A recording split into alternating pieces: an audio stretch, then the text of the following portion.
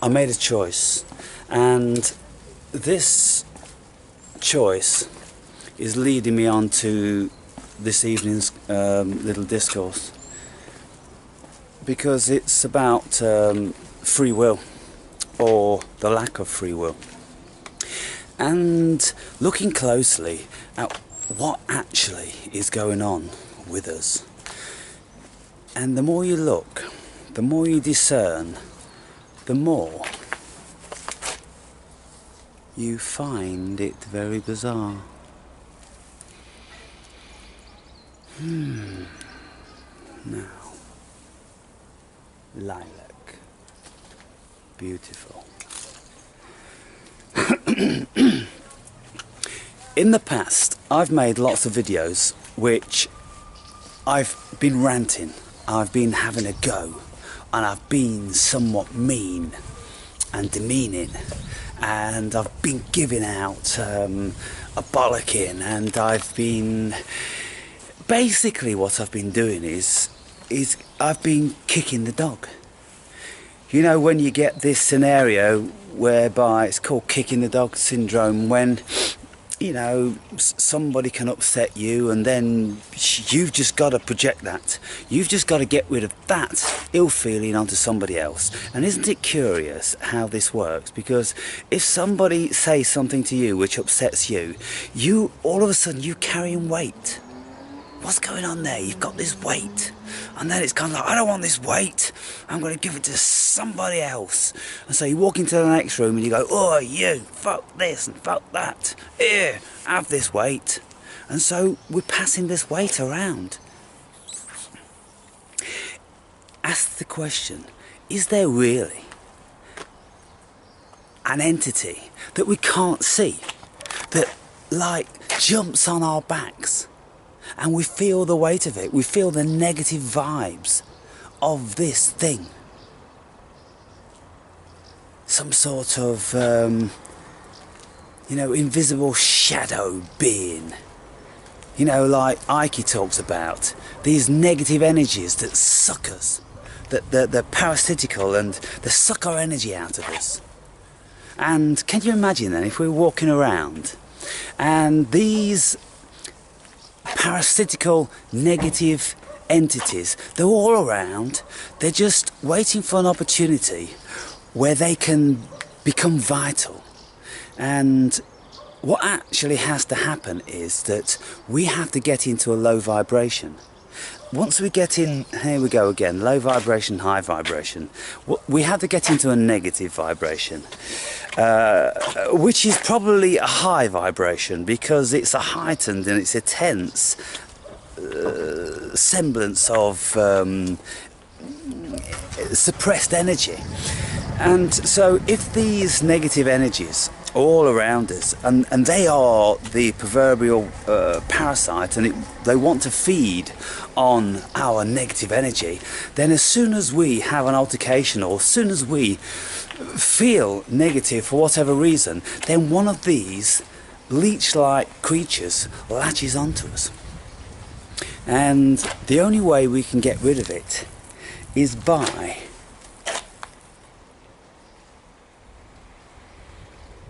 what's the actual act that we do? We project. We transfer. There's an invisible transference. If I'm standing next to somebody and I've just been abused and I just abused that person, then I'm transferring my negative energy onto that person. Why is it that we get a release from that? What is it that makes us feel better once we've unloaded it to somebody else, once we've hurt somebody else? What is it that makes us feel better when we hurt somebody else? Is it really because there is actually a energy that is leeching on us, and the way we get rid of it is by our projections? And then it just flies off onto a new arena for it to be parasitical on, because it prefers the new sensation of negativism, when it is probably heightened in some way.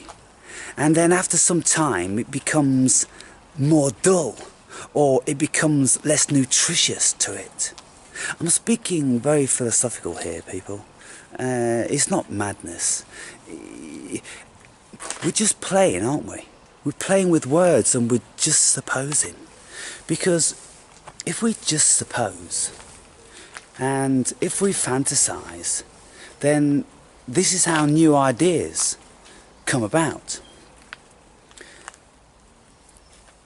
And so I'm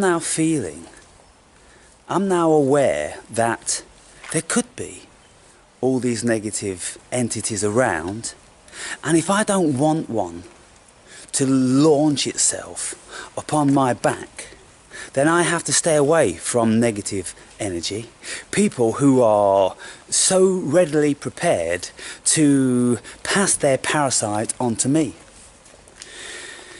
Now this obviously is more liable and probable to happen in a stressed environment, which are cities predominantly. They're very stressed environments. And so when you're in a city, then you can very easily be attached by one of these entities. This is leading on now to the main crux of this video, because since I've been watching the self, and I've been analysing the self, and I've noticed that there are a myriad of seeming personalities, spirits, entities, which dwell within me, which are facets of the I, the self. I just don't see it as we're just one. You know, it's like we are a diamond with 1,000 facets. And so we can say we're one in as much as that, like we can say we're one in as much that we all share the one consciousness. But we feel separated, don't we? And so if we are like a spirit in the shape of 1,000-sided diamond, and each one of these sides is a potential energy which can make manifest in a certain way. And so I've realized that when I go through my life, because I'm man watching, I'm watching the man. And I now know that every single environment turns the diamond to bring about a facet which is projecting, let's say. It's got the potential to project. And so when I was on that main road, there was one facet facing forward, and instantly when I turned off onto this tranquil part, then it just turns around again and there's another part, because my whole demeanour, my whole disposition has changed. So getting back then, sorry I meander, but there's so many multifacets to look at. We have to embrace the whole if we're going to try to get a handle on what's going on here. If I watch a video of somebody who is ranting and raving and hates the world, then there's a very high probability that I will be contaminated by that. And the very act of me watching that person, then the parasite which is on the back of that angry person, if I start to get angry in the same vibration, it will leapfrog. It can do this. It doesn't need to be in the same vicinity. It can do it from the other side of the world via the internet, because there is no time, there is no space. And so these things, they don't have to comply with these so-called laws that we feel are all about us. If you watch somebody on YouTube and they are in a very heightened state of anxiety, just see, watch your heart and see how you feel that, see how you embody that, and you'll realize then how we so easily become contaminated. And so we have to be very, very careful of the things we watch, the things we read, the people we are in contact with, and the environment in which we are within, because all of these things, they have a great potential to change our disposition. So the other day, when I was in London, and I'm listening to the incessant noise every single 30 seconds coming from Heathrow or Gatwick or both. It seems we were under a flight path. You've got the thunder of airliners. Every minute you've got the passing of trains, because the train's running straight up through the country, straight from down in central London down south towards where I was in Clapham or Battersea. And then you have the incessant traffic, and you know, all the things that pertain to traffic, like sirens and horns and screeching and you know, backfiring and all this sort of stuff. And I really became quite agitated by that. And it was very, very evident that I was agitated by that, because then what I did is I went into kick the dog syndrome. I got a parasite. Because my energy became negative, a parasite latched onto me. And then I felt the negativism of this parasite, and I wanted to pass it on. And so therefore, I went in to kick the dog, and I started to kick you, the viewer.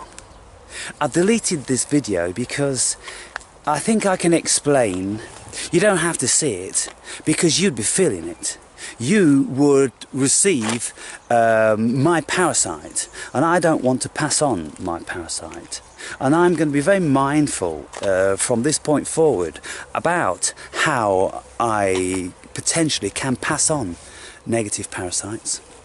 They are seemingly as real as anything else when you look at it rationally, people.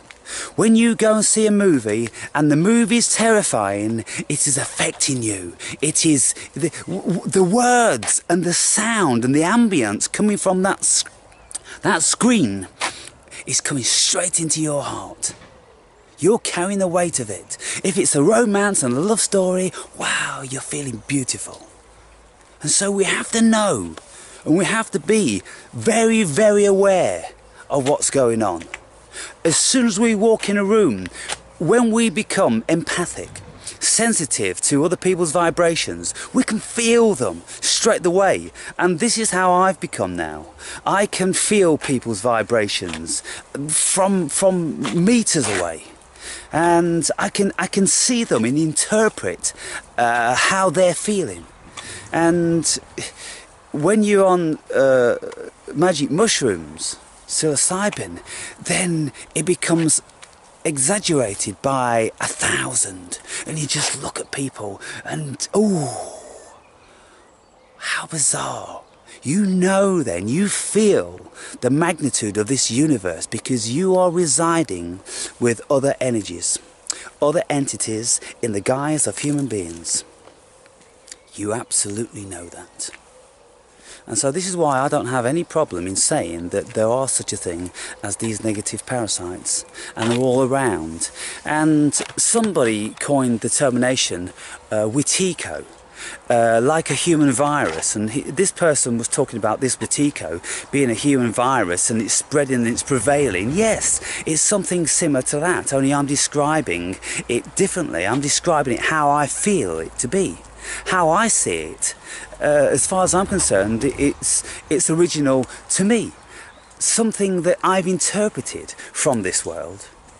And when I am carrying a parasite, I know about it. And so the first people to know about it is you guys. When I'm ranting and raving and cussing and swearing and being abusive and demeaning and on and on and on. It's because I'm carrying a parasite. And then lots of you will carry that parasite. If there's 300 people watch my video and there are 100 of you who are touched by it, you feel you're susceptible to this negative energy, then this parasite that I'm carrying will separate itself into as many of you who are susceptible, who have lowered or highered your vibration to the frequency of this negative energy, and it will multiply and it will launch upon you. It sounds crazy, it sounds weird, and if you don't like the metaphor, then bring it down to something that you're not afraid of, because lots of people can be afraid about that. They can think like, oh, all invisible negative energies, they're all around me. Everything's all around you. We're in a multiverse, and the multiverses, they're not out there and over there, they're here now. They're at a different frequency. Because our vision is a tiny, tiny slither of the possible light that can be seen in this cosmos. Our hearing is the same. Our senses, they're very, very limited. And so when people, they get hypersensitive about certain things, then they can start to see auras, they can start to see apparitions, they can start to see entities, and you see, they can start to see a whole lot more, can't they? And so we can't deny these things. We can't project our fear onto these people, saying that they're crazy just because they're experiencing something that we're not. It's because they've tuned into something in another vibration that we haven't. I'm going to go back down here now. All of a sudden, that is getting to me again. Really? Changing my demeanour. And as I walk down here now, I'm getting more and more like... I just feel relieved when I go into some peace on this earth. Peace is getting hard to find. When you are in peace, when you've experienced peace for a long time, then you are very, very sensitive to this noise pollution that is going on. And it's a fertile arena for this negative energy. And I could well envision a swirling, howling, screeching vortex of negative energy all around the cities, and feeding in a frenzy upon human souls, the human spirit. If we could see this energy looking down at the cities, just imagine a black vortex whirling around, howling and screeching, something that sounds so hideously terrifying, because potentially that's the nature of it. And what effect does it have upon our health when we have these parasites? And we have them on a daily basis, because all through the city we get on a bus and somebody projects onto us the negative energy, and then the negative entity leapfrogs onto us, and then we go into a shop or we go into work or whatever we're doing, if you could imagine this one then, as all the human beings are walking around, you've got these like ghoulish, shadowy, greeny, slimy, black things that are like, you know, something like a sick, ghoulish creature that is feeding on the beautiful human spirit. Only what is it feeding on? It's feeding on this negative, this byproduct of the human being. It's a byproduct created via these artificial environments. It's not really natural to us. We it has developed. It's like it's evolved. Or maybe it was always here, but now it's getting much, much stronger and fatter because we are creating very, very fertile feeding grounds for these negative energies. This is why I want to get away from all of this, and I want to be in small towns where people are just walking around at the pace I'm walking around at. And you think to yourself, do you have anywhere to go? And like, you know, probably just walk down to pick up a paper and a bottle of milk. That's all I've got to do that day. And I'm not necessarily talking retired people, but I've been in many countries, Bulgaria for one. You know, that was a country whereby people never seem to have anywhere pressingly engaging to go. They even in the height of day, nobody was driving fast and nobody was rushing around the streets. It was all like they was on holiday. And you know, some countries are still like that, but they're diminishing very, very quickly. So there's something for you to think about, people. And I discovered that the other day, again, you know, we keep making discoveries on top of discoveries and discoveries. And on one of these times when you rediscover something, the penny drops and it has a greater impact. And so Paul and I, we were speaking about it the other day, and I was going, my God, do we have any free will? Are we being moved by energies that we have no clue that are around us? We just don't understand anything of the vibration that's going on. We don't lend ourselves to it. We never are settled enough to analyse it and to look and to ask the questions like I'm asking now. What is happening from a day-to-day basis when we get moved and manipulated by energies that we can't see? And because we can't see them, we don't think there's any reality. And we don't know why we're really suffering in our mind. We don't know why we're tired. We don't know why we're agitated. We don't know why we don't want to go out and mingle with people. But I would suggest that it's because we're carrying parasites. And so if we're mindful then as to acquiring these parasites, who we care to mix with, and how we control our disposition, our demeanour, because if we become agitated about somebody else, then the parasites can see this and they'll be on you in a flash. And so it suggests to us then that by keeping calm, the parasites, they can't attach themselves to you, because we've got no food for them. I was in a bar today. I went in a bar for lunch. No, this morning I went in for coffee. And when I paid the girl behind the counter the money for the coffee, I was counting it. I put the change on the counter, and I'm pushing it like that, and then there's a couple more coins, and I put them on the counter. And she said, "Can you put them in the hand instead of on the counter?" And I went, "Please." And she never looked at me. She just gathered them up and she marched off. I thought, okay, I'm going to ask for the manager, and I'm going to say I'm not happy with the way I just got spoken to there. And then I thought, well, what am I going to be doing then? I'm just going to be feeding the negative energy, aren't I?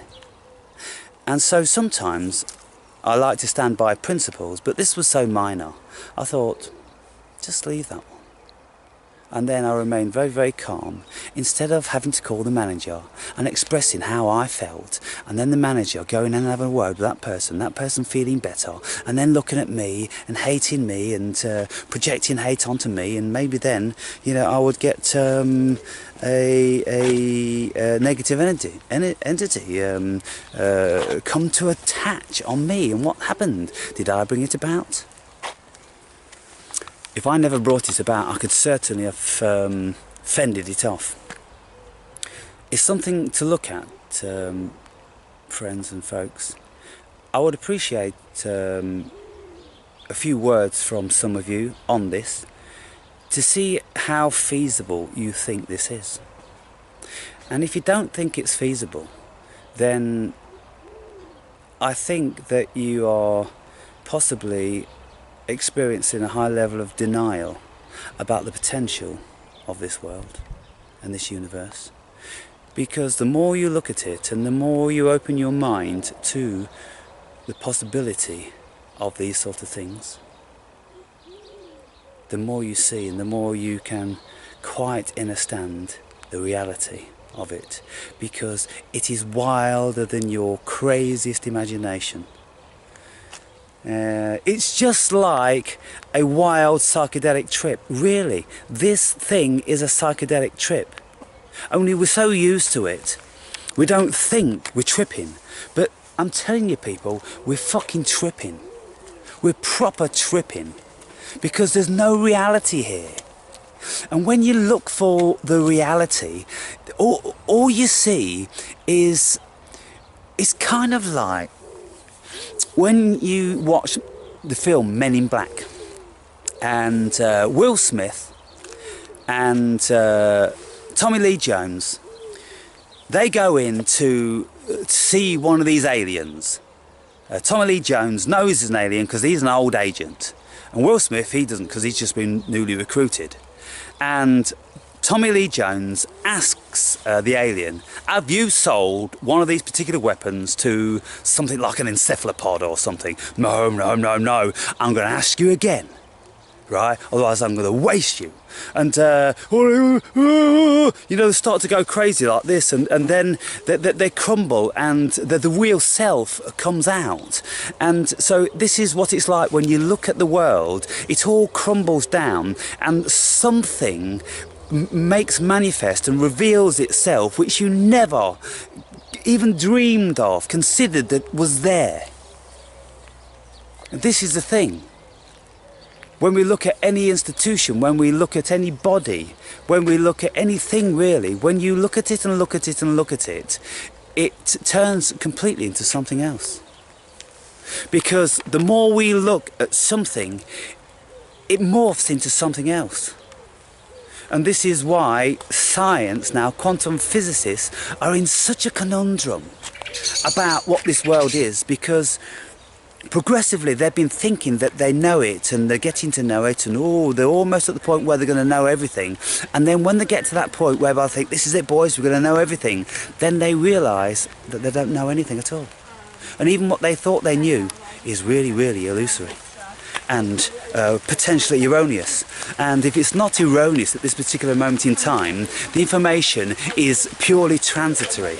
And as we know, all we have to do is look back in history when we thought as a species we knew something, and now the information has superseded that, hasn't it? So what we must bear in mind all the time when we think we know something, and when people talk about science, or science say this and science say that, just say, hang on. Listen, how is science going to feel about this exact same thing or subject in 10 years' time, 50 years' time, 100 years' time? Can you imagine? It will be unimaginably different. What we are considering, that we are, and this world is, and what this world and universe consists of, unimaginably different. And this is why I say, don't ever think that you know anything. Don't ever hold fast to your beliefs. Just keep an open mind, like Heraclitus, one of the Greek philosophers, said. This world, universe, is in constant flux. In a constant transitional state, never ever remaining the same. Talk to you later, people.